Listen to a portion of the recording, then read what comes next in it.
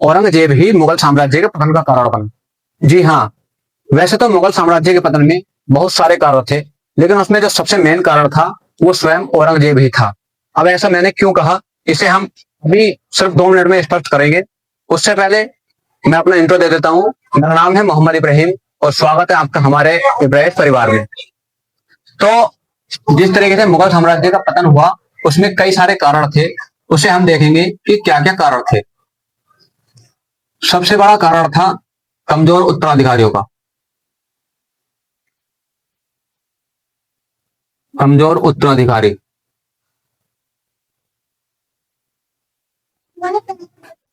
यानी औरंगजेब के बाद जब औरंगजेब की मृत्यु 1707 में हो जाती है, तब बहादुर शाह प्रथम मुगल गद्दी पर आसीन होता है कुछ, लेकिन वो थोड़े बहुत स्पष्ट तरीके से चीजों को संभालता है। लेकिन उसके बाद जब उसकी मृत्यु हो जाती है तो उसके बाद फर्रुखसियार, इसी तरीके से लगभग 10-12 साल में ही ये 10-12 शासक बदल जाते हैं। लेकिन कोई भी, जितने भी उत्तराधिकारी थे इसमें से कोई भी शासक शासक बनने के लायक नहीं था। ये तो हो कमजोर उत्तराधिकारी एक। दूसरा था औरंगजेब की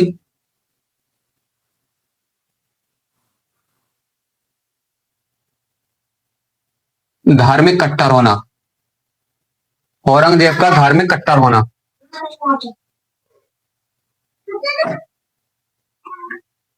धार्मिक कट्टर होना।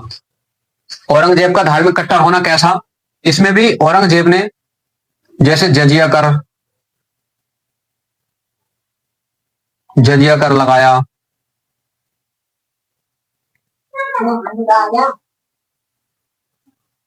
तीर्थ यात्रा कर लगाया उसने,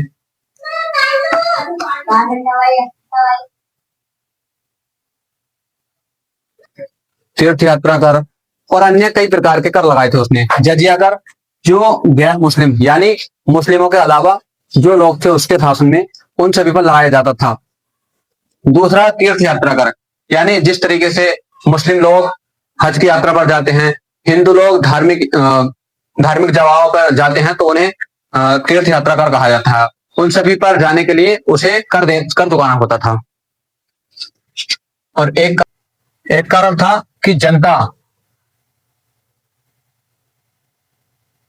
जनता की क्षमता से अधिक जनता की क्षमता से अधिक यानी क्षमता से अधिक करों का बोझ।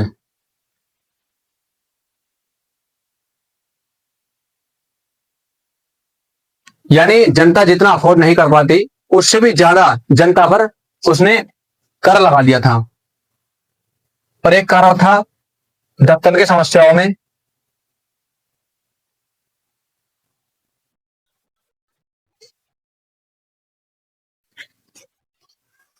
उलझना। यानी दफ्तर की समस्याओं में उलझना, ये भी एक बहुत बड़ा फैक्टर था। तो ये तो हुआ कि मुगल साम्राज्य का पतन कैसे हुआ। सबसे पहले औरंगजेब की मृत्यु जब 1707 में हो जाती है, उसके बाद कमजोर उत्तराधिकारी यानी कोई भी जितने भी मुगल साम्राज्य में, जितने भी उत्तर मुगल काल में जितने भी शासक बने, वो कोई भी शासक बनने के लायक नहीं था। और एक सबसे बड़ा कारण था बाहरी शक्तियों का आगमन।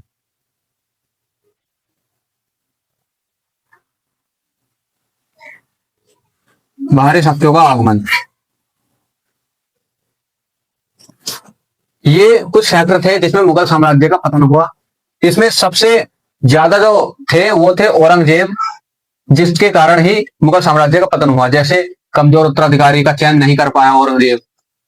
दूसरा औरंगजेब का धार्मिक कट्टर होना, यह भी औरंगजेब के कारण।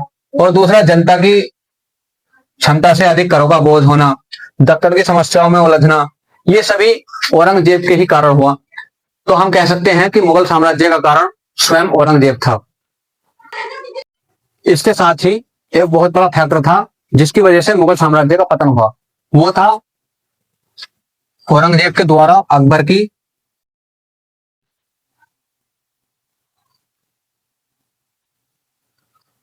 उदार नीतियों का त्याग।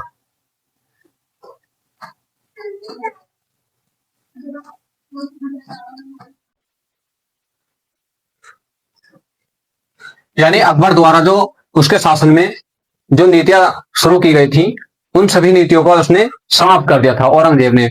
वो नीतियां कौन कौन सी थी? जैसे एक थी तुलादान पर रोक,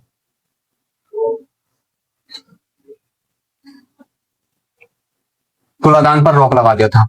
ये तुलादान क्या था? यानी औरंगजेब हर वर्ष, सॉरी अकबर हर वर्ष जो था जितना वजन का होता था उतने ही वजन का सोना अपने शासन में बंटवा देता था गरीबों में, तो उसे औरंगजेब ने समाप्त कर दिया था। दूसरा था संगीत और चित्रकला पर, संगीत और चित्रकला पर रोक लगा दिया था। यानी जो भी अकबर के द्वारा, अकबर के शासनकाल में संगीत होते थे या चित्रकला वगैरह होती थी, उस सभी को समाप्त कर दिया था। एक फैक्टर था इतिहास पर, इतिहास लेखन पर रोक, इतिहास लेखन पर भी रोक लगा दिया था। यानी जो इतिहासकार इतिहास लिखते थे अकबर के शासनकाल में, उसे औरंगजेब ने समाप्त कर दिया था। तो ये कुछ फैक्टर थे जिसके द्वारा मुगल साम्राज्य का पतन हुआ। कि आपने देखा कि किस तरीके से औरंगजेब ने अपने ही इतने बड़े एम्पायर को अपने ही हाथों से समाप्त कर दिया था। यदि आपको ये जानकारी अच्छी लगी हो तो आप हमारी वीडियो को लाइक करें, चैनल को सब्सक्राइब करें और दोस्तों में शेयर करें। थैंक यू, धन्यवाद, जय हिंद, जय भारत।